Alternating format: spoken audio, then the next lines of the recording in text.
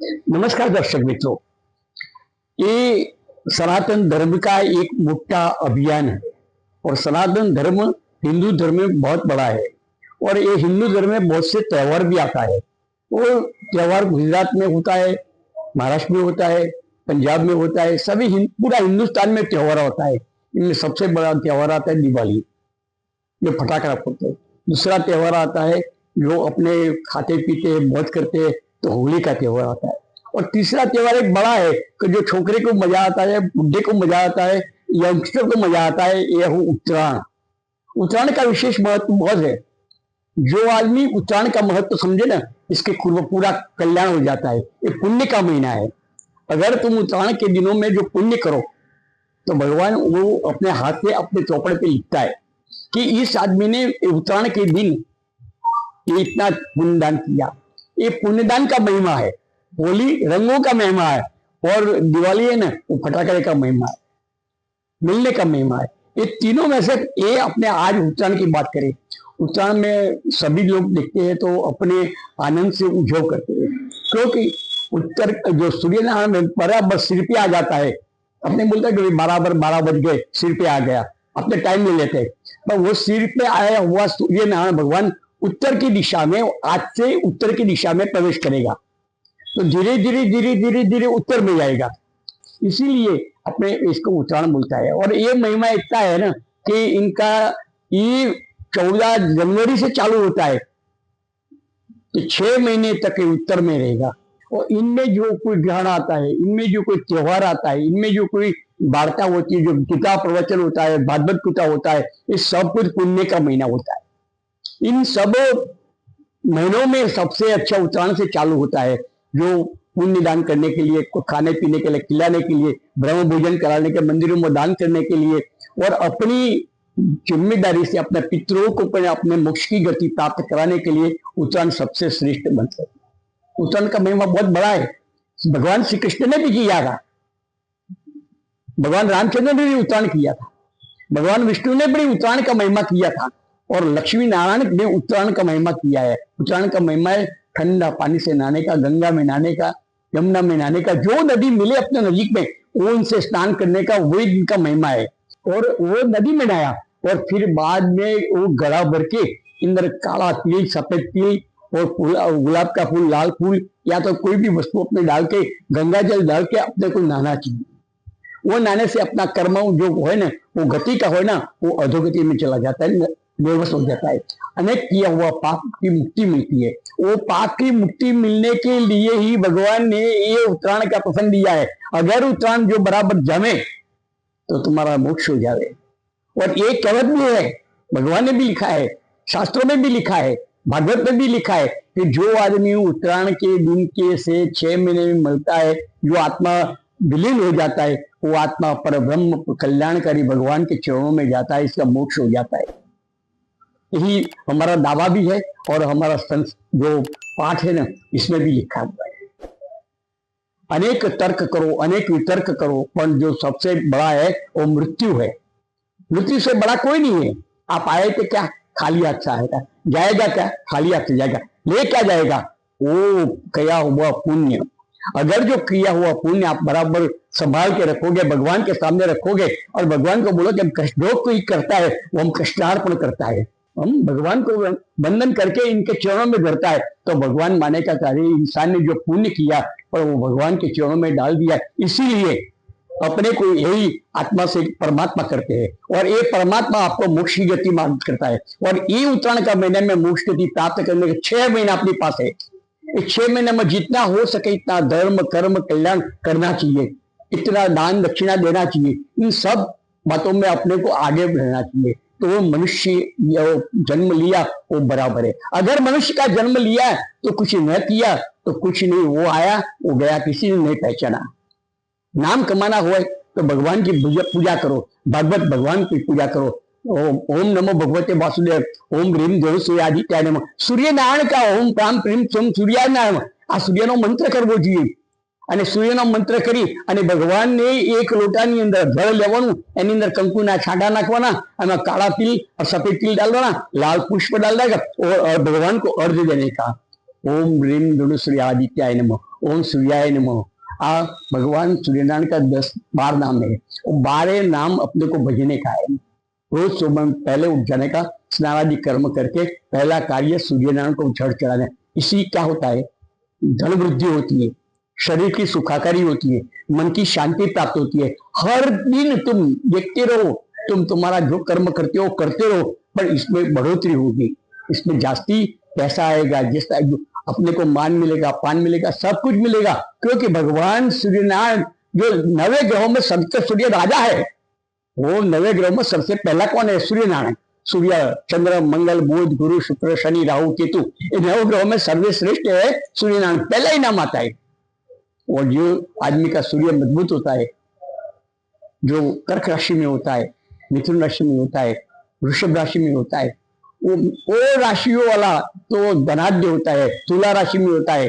इन राशियों के लिए अपने को भगवान को प्रार्थना करेंगे, श्री कृष्ण शरणम मम, हर भगवान अपना शरणम मानो, अपने वो इसका शरण गया तो शरण आने वाले को भगवान कुछ न कुछ देता है। तो तुमने इतना पुण्य कर्म किया है, तो ये पुण्य की वादे से आपको कुछ न कुछ प्राप्त होगा। ये कुछ क्या प्राप्त होगा, कुछ न कुछ का मतलब है आपको मोक्ष की प्राप्ति होगी। और मोक्ष की प्राप्ति करने के लिए आपको केवल ईश्वरीय स्मरण करना चाहिए। ओम नमो भगवती वासुदेवाय, ओम नमः शिवाय, हरे नमः, हरे नमः। दरेक देव का नाम लेना उचित है, पर इनमें उत्तरायण के महीने में 6 महीना बराबर तन तो मेहनत करके सूर्यनारायण का पाठ करना चाहिए, सूर्यनारायण की चालीसा करना चाहिए, सूर्यनारायण का जो इतना मंत्र है 1001 मंत्र वो करना चाहिए, जिससे अपनी तंदुरुस्ती अच्छी रहे। सूर्य क्या देता है, तंदुरुस्ती देता है।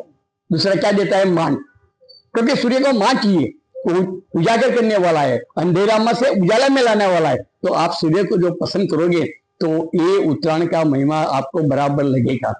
आपने तो एक अनेक प्रकार का महिमा है सूर्यनारायण का, इनके साथ ये उत्तरायण का महिमा जुड़ा गया है। वो जब उत्तरायण में उत्तर की दिशा में सूर्य जाता है तो इसको उत्तरायण मिलता है। इसमें कई राशियों आती है, कई राशियों को नड़ता है, कई राशियों को अच्छा करता है, कई राशियों को मध्यम मध्यम चलता है। तो अपने ये भी देखना चाहिए कि मध्यम राशि में वाला और उच्च राशि वाला कौन है, वो भी जानना तो चाहिए ना। भाई मेरा उत्तरायण के बाद मेरा लेवर कैसा होगा, तंदुरुस्त होगा, शरीर की सुखाकारी मिलेगा, मन की शांति प्राप्त करे, धन की प्राप्ति होगी, और मेरे बाल बच्चों पढ़ेगा लिखेगा और आगे परदेश जाएगा। ये कौन करता है, ग्रह करता है। इनमें पहला ग्रह है सूर्य, तो सूर्य की पूजा करना। और उत्तरायण का जितना कर्म किया, जितना दान किया, वो आपके लिए है, और आप ये दान अवश्य करना। और दान में भी एक है, पहले लिए मिल रहा मेष राशि, इसको बोर लेना चाहिए, खट्टे बोर आते ना, ये बोर। और फिर क्या ले, काले तिल और सफेद तिल ये मिक्स करके बोर के साथ किसी को भिक्षुक को दे देना चाहिए। कोई मंदिर में गुड़ दान करना चाहिए। मेष राशि वाला इतना करे तो काफी हो गया। वृषभ राशि वाला को क्या करने का है, एक ही करने का है, बस काला तिल, पानी, गंगाजल, लाल फूल वो लेके भगवान सूर्य को अर्घ्य देने का है। ओम ह्रीम धनु सूर्यादित्याय नमः। इतना करोगे ना तो सूर्य आपके ऊपर बहुत मेहरबान होगा, और मेहरबान होगा तो क्या होगा, आपकी तरक्की होगी, आपका मान मिलेगा, आपको पान मिलेगा, आपके सभी जगह पे जहां जाओगे ना तो आपकी वाह होगी। अपने सूर्य की पूजा करो। ये उत्तरायण है, उत्तरायण में जितना कर्म करोगे ना इतना कम है। आपको 6 महीना मिलता है, उत्तरायण का 6 महीना मिलता है, जनवरी, फरवरी, मार्च, अप्रैल, मई, जून, जुलाई तक। इतना अपने को काम करने का है। इतना काम करोगे तो आप ये उत्तरायण देख लगेगी, अपने अच्छी रहेगी। और बाल बच्चों को जो चढ़ाता है, पतंग चढ़ाता है, डोरी लाता है, ये सब है ना, वो उत्तरायण का महिमा है। और हर देश में उत्तरायण का अलग अलग नाम है। अपने यहाँ पतंग चगाने के बोलते हैं उत्तरायण को पतंग चगाओ। कई देशों में, कई भारत की संस्कृति में क्या है, कोई नया धान्य पकाया हुआ है, नया धान्य खड़ा, इसको बाजार में लाके बेचने का है, इसकी साफ सफाई करके कंप्लीट करके इसको वो अपना थैला भर के बाजार में लाता है और पैसा मिलता है। तो खेडूत के लिए भी अच्छा है। माली फूलमाली होता है, जो फूल वाले होते हैं ना, इसको भी थोड़ा फूल और जास्ती मिलता है, क्योंकि उत्तरायण के अंदर फूलों का महिमा बहुत होता है। और सुगंधीदार फूल होता है, गुलाब के फूल, मोगरा के फूल, चमेली के फूल, अन्य प्रकार के फूल होते हैं। ये फूल की कीमत भी बहुत जास्ती आती है। होली के बाद भगवान नारायण वो कुंभ में तो आ जाता है, तो धनुर्मास से मुक्ति लेके आ जाता है, तो फिर वो शादी का महीना होता है, जो अच्छे मुहूर्त निकलते हैं शादी का, मकान बनाने का, वो क्या बोलता है गृह शांति कराने का, नवा वास्ता करने का, ये सब ये प्रयोग अभी ये मकर संक्रांति के बाद होता है, इसलिए धार्मिक महीना भी बोला जाता है, इसलिए सबके लिए अच्छा है। और एक बात है, तो जो ध्यान रखना है तो इतनी 4 राशियों को बराबर ध्यान रखने का। क्यों रखने का? क्योंकि पैसा वाला होने वाला है। पहली राशि है मेष, दूसरी है कुंभ, तीसरी है कर्क, चौथी है मिथुन। ये 4 राशियों को आपने को बराबर ध्यान रखने का। 4 राशियों पैसा वाला होगा, इसके पास पैसा होगा, विवाह हो तो मुक्ति मिल जाएगा, कहीं घर बनाना है तो घर बन जाएगा, कहीं गाड़ी लेना हो तो गाड़ी ले आ जाएगा। कभी अपना मन का जो कोई अभियान है वो अपना मन का अभियान भगवान के सामने रजू करे, ये भगवान मेरी ये धारणा है, मेरा ये काम है, मेरे एक काम में मेरे को मुक्ति देना, तो जरूर आपको ये मुक्ति देगा और आपका काम हो जाएगा।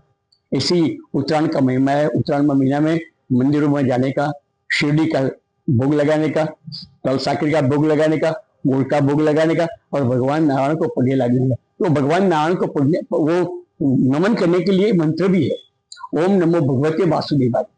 बीजे शांतकारम भुजगशयनम पद्मनाभम सुरेशम विश्वाधारम गगन सदृशम मेघवर्णम शुभागम लक्ष्मीकांतम कमल नयनम योग विज्ञान गम्यम वंदे विष्णु भवरम सर्वलोकनाथम। ओम विष्णवे नमः, ओम विष्णवे नमः, ओम विष्णवे नमः। तीसरा मंत्र है ओम ह्रीम दुर्से आदित्याय नमः। हे सूर्यनारायण भगवान, હું તમને વંદન કરું છું, નમન કરું છું, તમને જળ ચડાવું, તમને અભિષેક કરું છું, મારું સદાય સદાય મારું કલ્યાણ કરજો, કલ્યાણ કરજો। અને છેલ્લા મહાદેવ રુદ્રાદિ રુદ્ર જે સોમનાથ મહાદેવ કહે છે 12 જ્યોતિર્લિંગ સોમનાથ સૌરાષ્ટ્ર મધ્ય સ્વામિકા અર્જુન, આ બધા 12 જ્યોતિર્લિંગ છે। મૃત્યુંજય મહાદેવમ તાહિમામ શરણાગતમ જન્મ મૃત્યુ જરા વ્યાધિ પીડિતમ કરોમદનૈ તમ કમ મજા મહે સુગંધિમ પુષ્ટિવર્ધનમ ઉર્વારુકમે બંધનાથ મૃત્યુર્મુક્ષય મામ પ્રદાત। ओम रक्षाय विश्वनाय धनधान्य दीपते धन धान्य समृद्धि देही दापे स्वा। आ कुबेर भंडारीनी પાસે માંગવાનું છે કે દાદા તમારી પાસે તો અઢળક ધન છે, અમારા જેવા પામર મનુષ્યને અમે તમારી પૂજા અર્ચના કરીએ છીએ, અમે તમને વંદન કરીએ છીએ, અમે તમારા ગુણ ગાઈએ છીએ, તો અમને થોડામાં આપો, અમને